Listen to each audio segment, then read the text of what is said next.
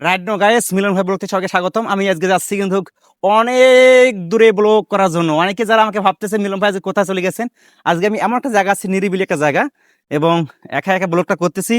এবং আজকে ভালো কিছু টপিক নিয়ে কিন্তু আপনাদের মাঝে উপস্থাপনা করবো। এবং অনেকেই আপনাকে বলেন মিলন ভাই আপনি কোথায় কোথায় যাচ্ছেন একা একাই। আজকে আসলে কিন্তু ব্লগ করার জন্য কিন্তু একাই বেস্ট, বেশি জোর লাগে না। এবং আহ, গ্রাম বাংলার যেগুলো ন্যাশনাল জড়িয়ে যারা রয়েছে সেগুলো নিয়ে ব্লগ করার জন্য। এবং আজকের দিনটা অনেক সুন্দর একটা দিন, এবং যেখান থেকে আমি যাচ্ছি এটা হচ্ছে অনেক দূরে কিন্তু ব্লগ করার জন্য। গ্রাম বাংলার অপূর্ব সৌন্দর্যগুলো আমি কিন্তু ভালো লাগে, তাই আমি কিন্তু গ্রাম বাংলা এসে ঘুরি। এবং অনেকে বলেন ভাই শহরে ঘুরেন বা অন্য অন্য জায়গাগুলো দেখান আমাদেরকে। আসলে ভাই সময় প্রায় কমে পাই, এর জন্য কিন্তু আহ ব্লগ গুলা হবে, তা ওই ব্লগ গুলো হবে। কিন্তু ধীরে ধীরে আগে আসলাম, আগে আসার পরে যে সামনের যে ভিডিও দেখাচ্ছি, আসলে অসাধারণ ভিউ। এখানে কিন্তু কবরস্থান মনে হয়।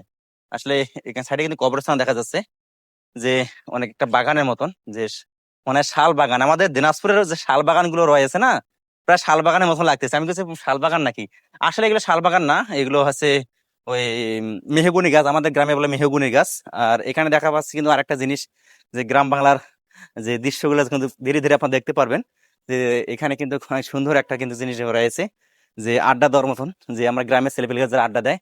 আসলে অসাধারণ। এই জায়গাটার নাম কি বলে কমেন্টস করতে পারেন। এবং এই জায়গাগুলো যদি মানে বসে বসে থাকে এবং কেমন লাগে, এবং শহরে যারা ছিলেন তারা এই জায়গাগুলোকে মিস করেন নাকি, সবাই কমেন্টস করে জানাবেন। এবং আমি কিন্তু আজকে এখানে একটু বসি, অনেক সুন্দর লাগতেছে।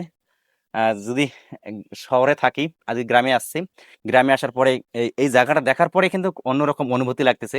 কিন্তু গ্রামে যদি থাকতাম, আমার নিজ গ্রামে, তাহলে এরকম কিন্তু মানে আঠাল বা চং এগুলো বলে, এগুলো কিন্তু বাড়িতে অনেকেই অনেকগুলো রয়েছে, সেগুলো বিকেলবেলা দুপুরবেলা কিন্তু গেলে বসে থাকা হয়। তাই এখানে দেখার পরে কিন্তু অনেক ভালো লাগলো। যে ভাইটা বানিয়েছে তাকে অসংখ্য ধন্যবাদ, কংগ্রাচুলেশন জানাই। আসলে কিন্তু এই জিনিসটা বানার পরে অনেক ভালো লাগলো। কিন্তু উপরে কিন্তু টিন রয়েছে, নিচে কিন্তু একটা কাঠ খুঁটা রয়েছে, এই খুঁটাতে তারা বসে এখানে নিচে বসে ইয়ে করে, রেস্ট করে।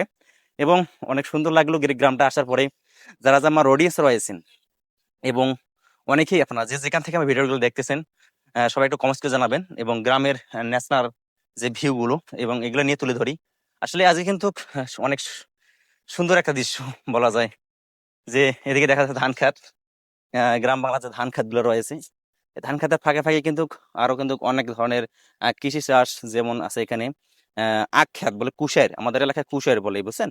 এই কুশের গুলা কিন্তু এখানে লাগানো হবে, এবং ধান কাটা শেষ হলে লাগাবে। এবং কিছু কিছু জায়গা কিন্তু চাষ করে নিয়ে নিছে, এবং মুসুর ডাল আছে, যেগুলো ডাল, এই ডালগুলো কিন্তু ফেলাবে। আসলে অনেক ভালো লাগতেছে আজকের এই গ্রাম বাংলার প্রাকৃতিক দৃশ্যটা। যারা যারা আমার অডিয়েন্স রয়েছেন, এখনো যারা আমার ইউটিউব চ্যানেলে সাবস্ক্রাইব করেন নাই, বা এখন আমার পেজে ফলো করে নাই, তাড়াতাড়ি ফলো করে আসেন ভালো কিছু দেখার জন্য। আমি কিন্তু আজ ভালো কিছু দেখার জন্য কিন্তু যাচ্ছি অনেক অনেক জায়গা ব্লগ করার জন্য। সবাইকে ধন্যবাদ।